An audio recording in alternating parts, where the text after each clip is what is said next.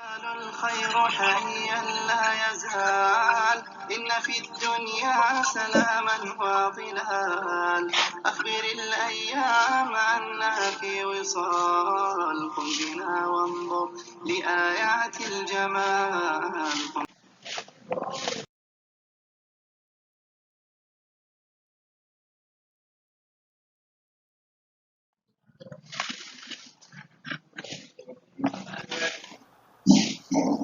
Assalamualaikum warahmatullahi wabarakatuh.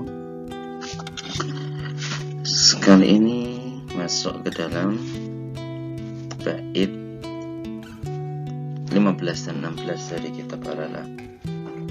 Yamutul fata min athratin min lisanihi wa laysa yamutul mar'u min athratir rijli. Fa athratuhum min fihi tarmi bi ra'sihi wa athratuhu bir rijli tabra 'alal mahli.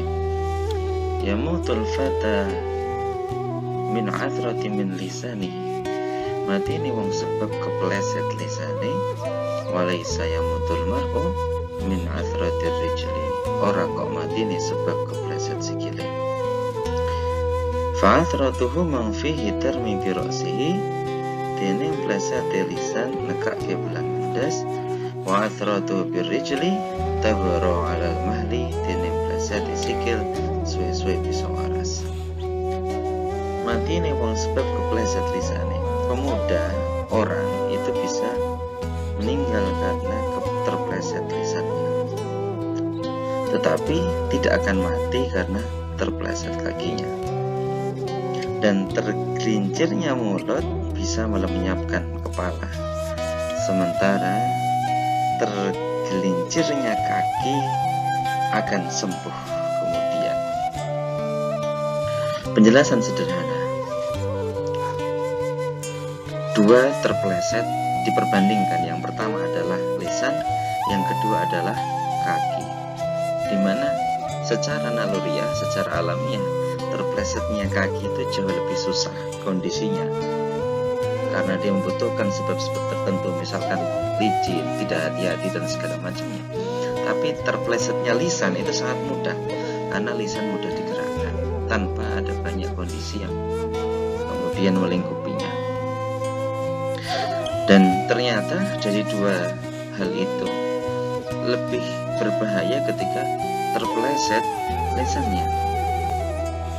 Mengapa? Ya karena mulut itu bagaikan pedang yang tajam.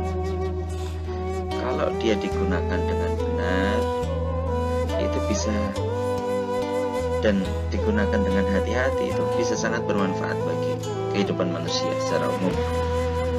Tetapi kemudian ketika tidak hati-hati, maka dia bisa mengiris pemegangnya atau orang lain yang mestinya tidak boleh dilukai. Dan akhirnya apa? Akhirnya bahaya yang ditimbulkan itu akan besar. Kalau mulut itu digunakan, bisa jadi tidak hanya satu orang yang kemudian akan terlukai, tapi bisa satu daerah, satu negara, bahkan satu umat. Ketika orang itu melakukan mengadu domba, maka satu lapisan masyarakat bisa saling bunuh-membunuh di antara mereka. Dan ini hanya karena satu, yaitu mulut. Bandingkan kemudian ketika kaki yang terpleset, maka hanya orang itu saja yang kemudian akan mengalami luka, akan mengalami luka yang sifatnya tidak lama, bisa sembuh. Tetapi ketika yang terpleset adalah lisan, maka hati tentu saja sangat mungkin akan terluka dalam waktu yang lama, dan itu bisa menimbulkan dendam. Maka kemudian kita teringat pesan Rasulullah SAW, mayat mana lima baina lihyaihi wa ma baina rijlaihi atman lahul jannah. Barang siapa yang memberikan jaminan kepadaku untuk menjaga apa yang di antara dua janggut dan dua kaki, maka aku berikan kepadanya jaminan masuk surga. Maka maka orang yang bisa menjaga lisannya dan apa yang ada di antara dua kakinya, maka akan masuk surga. Kenapa itu diberikan jaminan? Ya karena tidak mudah untuk bisa menjaga hal itu. Tentu karena tidak mudah, perjuangannya besar. Tapi ketika orang itu mampu berjuang, maka dia akan mendapatkan surga.